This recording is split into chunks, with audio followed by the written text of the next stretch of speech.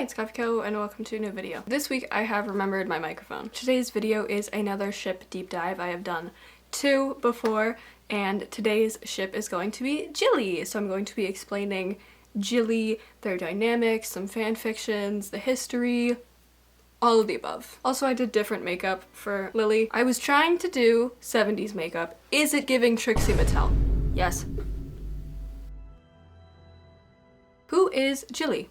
Jily is James Potter and Lily Evans. The fancast for these characters shift a lot, probably the most out of all of the characters, but these days you will commonly see Aaron Taylor Johnson or Reki DeValk portraying James, and Annalise Basso or Sophie Skeleton as Lily. So now we know their names and their possible faces, but who are they? Who are these characters? So starting off with Lily. Lily's characterization has changed quite a bit over the years, and different people sometimes write her wildly differently, depending on how much they like women, but in general, Lily is a very strong and kind person. She provides a lot of support to the other characters, being a great listener and problem solver. She has a strong sense of empathy, extending kindness to people who might not deserve it. She will fight for her friends, and she cares deeply about those around her. For as kind as she is, she can also be very stern. She holds her morals and ideals very highly, often clashing with the Marauders' activities because of this. She is still a very understanding person though, despite that. Another important part of Lily is that she is incredibly intelligent, often being the top of her classes along with a prefect and head girl. For as uptight as she might seem, Lily does have a rebellious streak, and she isn't afraid to stand up for what she believes in. Basically, Lily Evans is a goddess, and James needs to move over because that is my wife. As for James, this is like the 10th time that I've talked about James Potter in depth on this channel, but that's okay because we love him here. James's characterization is more uniform than Lily's, commonly being portrayed in a fairly similar way. Where Lily is known for her kindness and intelligence, James is known for also his kindness, but also cunning. James is a very heartfelt person. He cares a lot about his friends and he always tries his best at everything he does. He has a lot of love to give and he finds it very easy to give. James is kind of an open book, wearing his emotions on his sleeve. James is also a very driven person, having a lot of goals and ambitions. Because of this, he often falls into leadership roles, being both the leader of the Marauders and the Quidditch team. He's also very, very loud. And also, move over, Lily, that is my husband. One of the biggest Jily tropes is enemies to lovers, which is kind of funny because it only applies to one of them. So a common Jily theme is that James has been in love with Lily since like day one. Also, I think that's canon. And she knows, because he tells her every single day, and has been doing so since first year. I will note that I've always viewed this as a lighthearted thing and less of a never take no for an answer alpha males type thing, because like I said, James is a good person and I don't think that he would pull that. James has always liked Lily, but Lily can't stand James. Lily only starts falling for James around 5th year. Why is it always 5th year? When he finally starts maturing. For a while, James tries to be flashy around Lily, showing off and actively trying to get her to fall for him. But what actually does it is when he's his authentic self. She falls for her. No. Oh, we're making it gay. She starts falling for him when they actually have serious and genuine conversations. She typically starts to notice that he's actually a really great person around this time who cares a lot about his loved ones, and that he can just be really dumb. This trope has a lot of fun potential for Lily's internal monologue, just being her screaming in pain, realizing that she's starting to fall for James Potter, the man that she's been hating on since day one.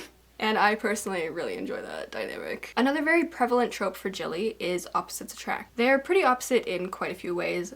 Lily is a prefect, a rule follower, and a star student, notably getting invited to Slughorn's prestigious parties. Whereas James is a menace to Hogwarts and gets actively kicked out of any academic gathering.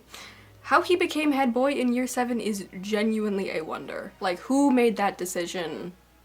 They should be fired, I fear. Another way that they're different is their upbringing. James was born into a rich pureblood wizard family. He grew up an only child, being spoiled by his parents. As much as I love him, I will admit James is privileged. Lily is the opposite. She was born into a low-income muggle family. Lily is a muggle-born witch, being the only one in her family to have magic. And her sister Petunia hated her for it. One of the only canonical things that we learn about Lily is that her sister was awful to her out of jealousy. Things have always come really easily to James, and Lily has always had to work really hard for anything that she has. This is also where a part of Lily's dislike towards James comes from. She finds it hard to connect with him at first because of how different their experiences were. And even though James always has good intentions, sometimes he does definitely come across like a privileged asshole. Yeah. But because of all of the above, how different they are, they become such a sweet ship when they do eventually get together.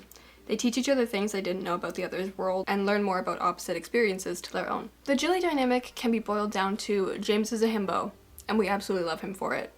And Lily is the responsible one, and we also love her for that. They're just two kids who fell in love during dark times, finding comfort in each other and being brought together closer because of their differences. James is a romantic at heart, and Lily, who says she doesn't like his flounciness, actually loves it. James loves to spoil his loved ones, and Lily is always there for James.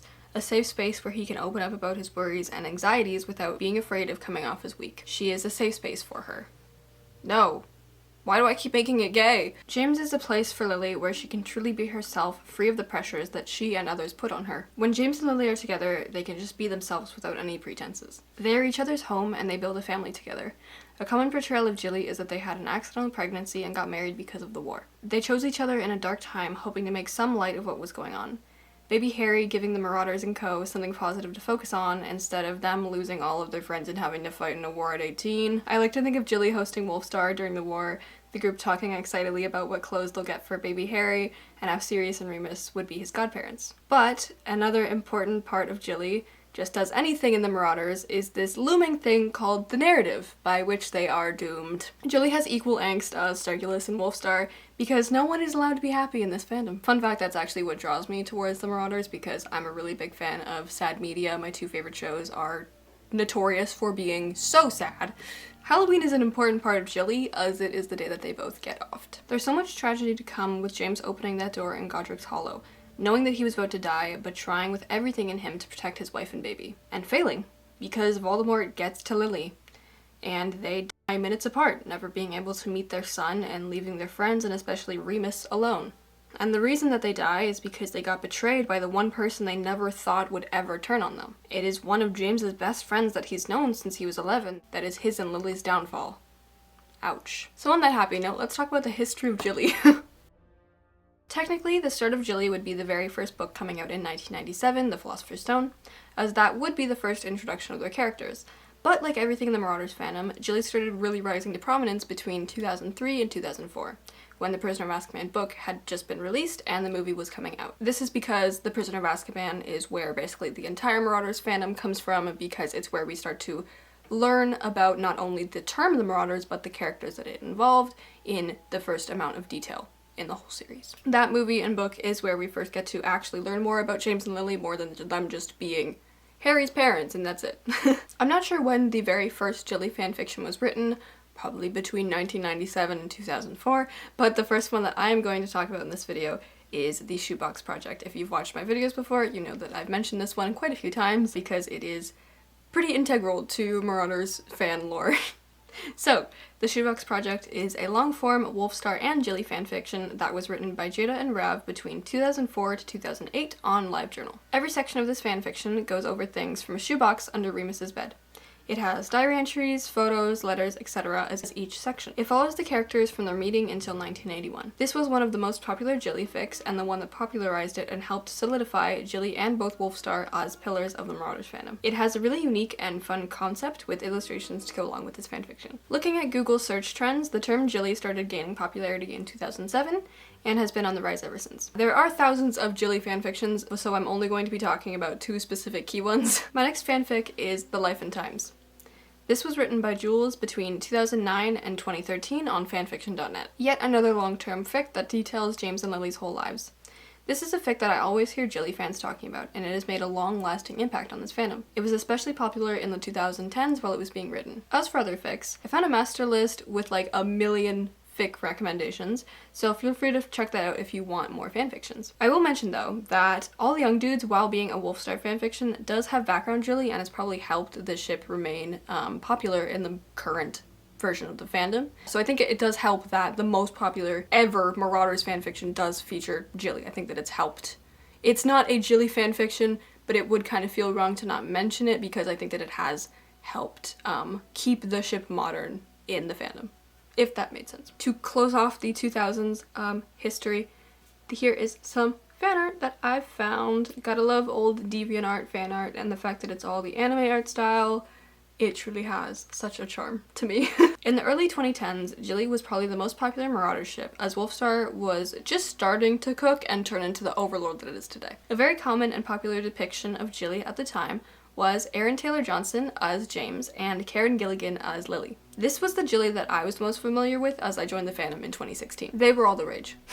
You can still find a plethora of Jily gifs and fan edits on Tumblr from the 2010s, and both the Shoebox Project and the Life and Times have many dedicated blogs to those fanfictions. These blogs always give me such a sense of nostalgia, and I honestly love it so much. I beg the new generation of Marauders fans to check out these old Tumblr blogs to get a look at what the fandom was like a decade ago, because it's really fun.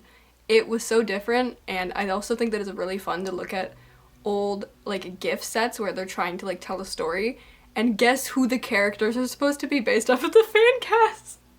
Sometimes it is shocking, because the characterization of these characters has changed so much. Like, Marlene McKinnon, completely different now from how she was before, so check it out if you haven't. Also, in this era, I'm going to mention that, using clips from the movie Nowhere Boy for James was a must, and Doctor Who Lily clips were a necessity. It was truly a product of its time, and I love that for 2010s Jily. Talking about Jily fan art that came from the 2010s, I feel it in my soul that I need to mention Vera's art. She did draw Jily fan art in the 2000s, but a lot of the most popular art that you'll see from her is from the 2010s. So she was probably the most popular Jily fan artist, and that art has a chokehold on me and the fandom till this day. It is like the very first thing that I think of when I think of Jily, if not for Aaron Taylor Johnson and Karen Gilligan. Can you tell what era I joined the fandom in? Yeah. In the 2020s, Jily is typically portrayed pretty differently from the 2000s and the 2010s. The current fan cast for James now often see him as a person of color, either Hispanic/Latino or Desi. And while Lily is still commonly viewed as white, a popular headcanon for her now is that she is plus size. There's quite a difference in Jily fan art throughout the years, but I think it's cool that the ship has changed and grown with the fandom. And here is some of my favorite recent Jily art. Here's also mine. Yeah. Wow, such pretty art. So fun. I've said this before, I don't look at the art when I record this part, so it's just really awkward for me. Okay. While it's true that the most popular Jily fics were written over a decade or more ago, the ship continues to be incorporated into notable fics from this decade and generation of the fandom, including All the Young Dudes and The Cadence of Part-Time Poets. These are two of the most talked about fanfictions right now, and I think that Jily being a background ship in them has helped continue to keep it be a thing, even as new ships emerge for these two characters. The ship isn't quite as popular as it was a decade ago, though, due to said new pairings emerging and gaining popularity, like Mary Lily and Jegulus. These ships have been created to give more representation to the Marauders fandom, and to further flesh out Lily and James's characters, putting them in new dynamics. That's not to say that Jily is dying or anything, though. It's still a very popular ship, and even if it isn't quite as popular as it used to be, there is no denying that it is a foundational pairing to this fandom and has created amazing fanworks. Fandom nowadays is very open to multi-shipping, and so James and Lily are still being incorporated as important characters even if they aren't commonly always shipped together. As my last section of this video, it feels impossible to not speak about the various shipping wars that Jily has been a part of and surrounded by, because unfortunately this spans decades for the ship. The first fandom controversy comes from the early days of the fandom, when Marauders fans were split between Snilly, Snape and Lily, or Jily, James and Lily. My personal take on this old drama is that Jily reigns supreme. But fans were drawn towards Snape for some reason, and wanted to pair Lily with him. I'm assuming the quote, "always," was an important part of why the ship was so popularized in the 2000s. People also shipped James with Snape. Technically, people have always been shipping James and Lily with other people. The Jily fans ultimately won this shipping war though, because with every year that the Marauders fandom grew, the Marauders fans started to hate Snape more and more with every year that passed. A big reason as to why the Marauders fandom's opinion of Snape kind of changed is because the idea of James Potter being a good person and not a one-dimensional bully took form and made Jily the more popular pairing. I mean, do you see Snilly being the background ship of most popular fanfictions nowadays? No. It's Jily. The second ship war I'm going to discuss is a newer one, and it's one that I've already addressed a little bit in my Jegulus video, and that is because it is Jily, James and Lily versus Jegulus, Regulus, and James. If you don't know who Regulus is, he is Regulus Black, the younger brother of Sirius Black. He was a character in this fandom during the 2000s, but he has become much more popular and more prevalent in the last 5 years. Okay, so little disclaimer. I want to remind everyone to keep it civil in the comments. I don't want to see any comments saying either of these ships, Jegulus or Jily, is the objective better one. The truth is, you're allowed to like and prefer and enjoy whichever one you want. I enjoy both of these ships a lot, so if you're going to write a long paragraph about why one is great and the other is trash, please don't. I'm not going to read it. The ship war between Jegulus and Jily is caused by many things. On the Jegulus side, a lot of fans will argue that they find it boring, not appealing, mundane maybe. They just find it less interesting. On the Jily side, a lot of fans don't understand Jegulus. They don't think that the characters would be compatible and they don't enjoy it. My theory for this ship war and why it happens is because a lot of Jegulus shippers are newer to the fandom, while diehard Jily fans have been in it for longer. Which ship you'll die on a hill for can likely be dictated by which era of the fandom that you joined in. Right now, Jegulus is arguably the most popular ship in the whole Marauders fandom. A lot of the notable and most popular fanworks being focused around Jegulus. Whereas in the 2010s and the 2000s, the biggest ship that had the biggest fanfictions was Jily. So in my mind, if you're used to Jily being the giant thing, and it's gonna be kind of upsetting if this new thing that you've probably never heard of has come out of the woodworks and has become the most popular ship. And I can understand why people would be upset by that, but that doesn't give you the right to hate on people who are just having fun. And just because one ship is popular now doesn't mean that Jily has to stop being. You can still keep making Jily fanworks. Jegulus does not take away from Jily, and Jily does not take away from Jegulus. They both exist as ships and can do so very peacefully. The whole ship war between the two is, in my opinion, very pointless. Also because Jegulily exists, guys. If we all ship Jegulily, the world would be a better place. So I give you that.